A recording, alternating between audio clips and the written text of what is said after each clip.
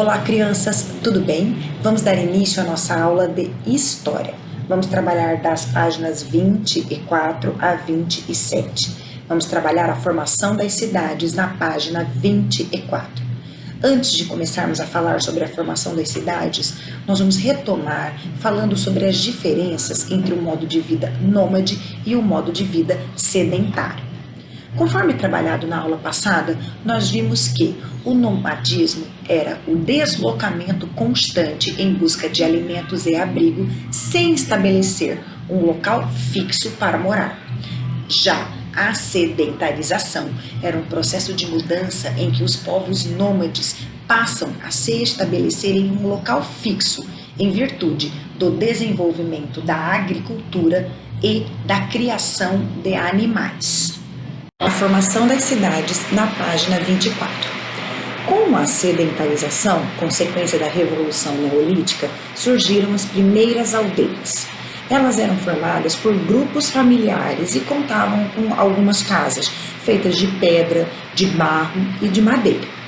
No início, as atividades como plantar, colher, cuidar de animais, caçar e produzir ferramentas eram realizadas por todos. Dessa forma, não havia uma divisão clara do trabalho e, por isso, o trabalho não era um fator de distinção social. Se um grupo produzisse mais alimento do que o necessário para si, a produção era dividida com o restante da aldeia. Com a necessidade de melhorar a produção, diversas soluções foram sendo elaboradas ao longo do tempo, como a construção de diques para irrigar as áreas mais distantes da margem de um rio. Ao mesmo tempo que havia um crescimento da produção, a população também aumentava. A sociedade começou então a dividir e a organizar o trabalho, gerando um processo de especialização.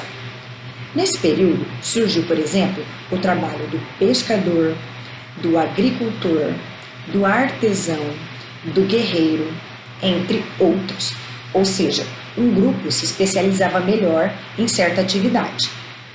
Todos esses fatores desencadearam uma necessidade de organização e controle de produção e, consequentemente, de uma organização social. Com isso, surgiu também a figura de um líder, responsável por organizar essas relações comerciais e religiosas. Esse momento marcou a formação das cidades. As primeiras cidades surgiram na região da Mesopotâmia. Vamos dar uma olhada nessa imagem. Representação de como teria sido a cidade de Çatalhöyük, uma das mais antigas, formada há cerca de 9.000 anos na região da Mesopotâmia, na atual Turquia. A organização das cidades, página 25. Conforme a população e a produção das cidades aumentavam, alguns problemas surgiam, como conflitos entre grupos e a falta de locais para o descarte de resíduos. Diante da necessidade de uma mediação, sistemas de governo foram criados. Esses sistemas eram liderados por um chefe, que além de administrar a cidade, era visto como um líder religioso. A organização política de um território, em nome de um grupo, era chamado de Estado. A invenção da escrita foi motivada pela necessidade de controlar a produção dentro de um Estado. Olha só, mais uma imagem na página 25, ruínas da cidade de Persépolis, no atual Irã, foto de 2016. Muito bem. Na organização das primeiras cidades, o Estado era responsável por protegê-las e por mediar conflitos. Por isso, contava com a ajuda de soldados, construía muralhas e templos religiosos e elaborava leis. Para conseguir recursos para realizar todas essas medidas, os governantes passavam a cobrar impostos dos habitantes. O que são impostos? Impostos são pagamentos de certas quantias para custear serviços públicos do Estado. Página 26, Natureza e Religião. Como foi visto, a Antiguidade ou a Idade Antiga teve início com o aparecimento da escrita, conforme nós já falamos anteriormente.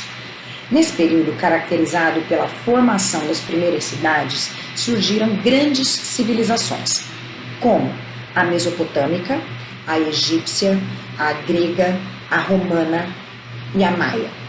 Cada uma delas tinha diferenças em seus sistemas de governo e um tipo específico de organização que variava de acordo com as características da região. Uma semelhança entre as civilizações antigas era o politeísmo. Em todas elas, a religião cultuava vários deuses. Esses deuses tinham diferentes representações. Podiam ter forma humana, forma de outros animais, forma híbrida entre os dois, ou ainda ser representados por elementos da natureza. Aqui na página 26, nós temos algumas imagens. Vamos dar uma olhada. Representação de deus Olmeca em forma de jaguar, feita entre os séculos 9 a.C. e 4 a.C. Representação de Poseidon, Apolo e Ártemis em mármore no templo de Paternon, em Atenas, Grécia, entre 409 a.C. e 405 a.C. Esses três deuses gregos apresentam forma humana. Muito bem, crianças.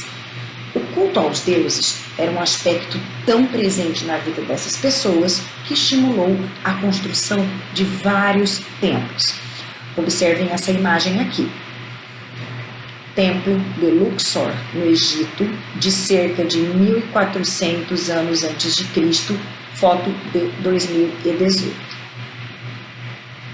Baseado em todas essas informações, nós vamos para as atividades na página 27. Na atividade de número 1, vocês deverão assinalar as situações relacionadas à formação das cidades.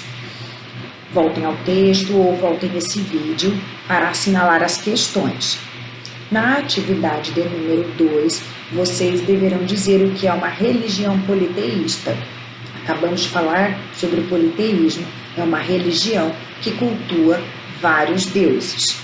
Na atividade de número 3, você vai escrever qual é o papel do Estado na organização das cidades atuais.